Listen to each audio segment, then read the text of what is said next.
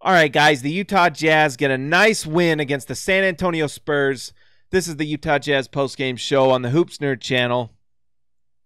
A nice win against San Antonio Spurs team who is without Dejounte Murray, their best wing defender, and also without Pau Gasol. I almost said Marc Gasol. I've got Grizzlies on the brain still. But without Pau Gasol, who always seems to play really well against Utah with that stretch three-point shooting. Pau Gasol, you know, we talk a little bit about how old and maybe run down he probably is. He's one of the best three-point shooters in the league the last few years, and it's always been something that the Jazz struggle with, especially when Rudy has to go out there. Rudy hates contesting those shots. He can do it, and he does well when he actually does, but he hates it. You can just tell. Rudy Gobert contesting three-pointers and mid-range jump shots by LaMarcus Aldridge is his Brussels sprouts. He hates them. If he has to eat them, he'll eat them, but he doesn't do it if he doesn't have to, and he doesn't want to. The Spurs, they're just an interesting team, and it's hard to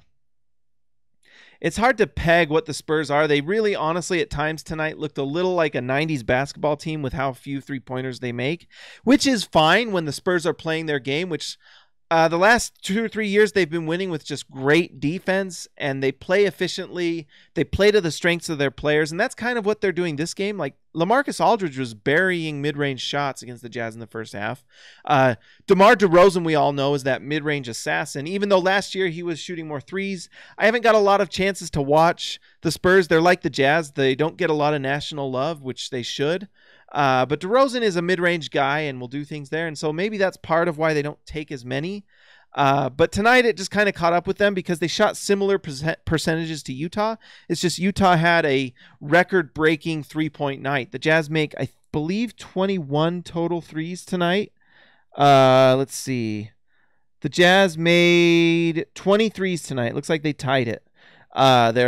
They're most by a team ever.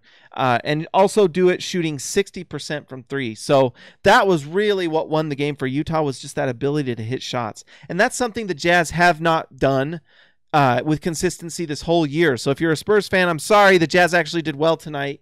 Normally, you know, they crap the bed like they did against Miami and Indiana. And it seems like every other night. Like, I want to be really excited about this win for the Utah Jazz.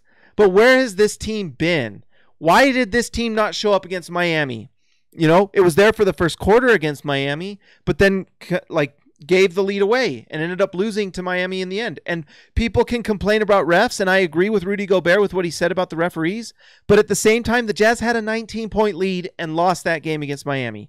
Tonight, you got to give credit to the Jazz. At least tonight, they got a big lead and they just they kept it going, and it just grew and grew until the end, and it was nice to see.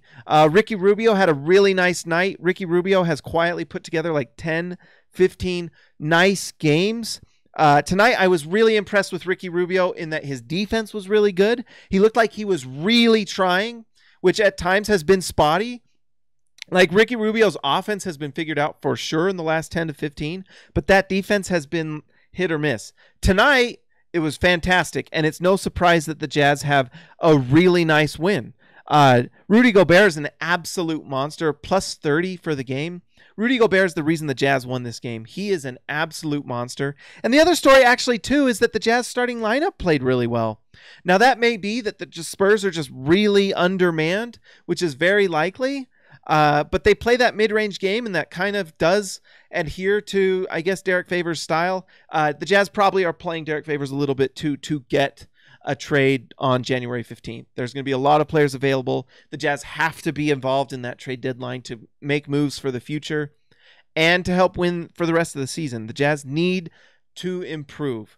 Tonight, they played extremely well, but what I want to see from the Jazz is, can they do this again? Can the Jazz make what everyone has said is a terrible December schedule and actually win some games? Because they should have beat Miami and they didn't, but they beat San Antonio tonight. Can they keep doing it? It's really, that's what the Jazz have to prove. I don't know, guys. Let me know if I missed anything. That's what I observed in this game. One final thing. Royce O'Neal played really well tonight, and it's nice to see. Royce O'Neal has been given a longer leash than anyone on this team.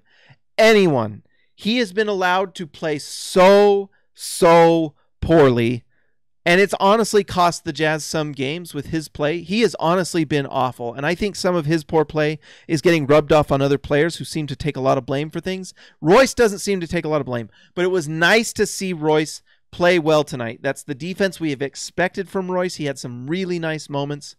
Royce has started to shoot the spot up three more like he should have been all along. At one point this season, we talked about this too. He was shooting like 0.3 3-pointers per outing.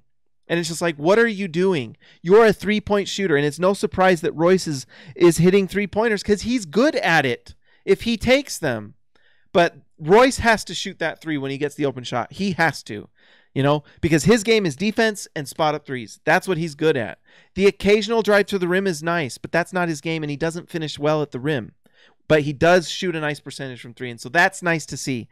That's one thing that Quinn needs to prove, that his faith in Royce O'Neal over other players that we're not going to mention tonight that don't seem to get any faith needs to pan out, because he's really put a lot of faith in Royce, who has not earned it up to this point. But tonight had a good night. He has started to shoot spot up threes, so maybe that's starting to work. It's exciting to see. All right, guys, like and subscribe this video. The Jazz get a win, but they need to win more. They need to prove that they're a good team, because good teams win more than just once in a while. They win consistently, and that's what the Jazz need to do. I will talk to you later.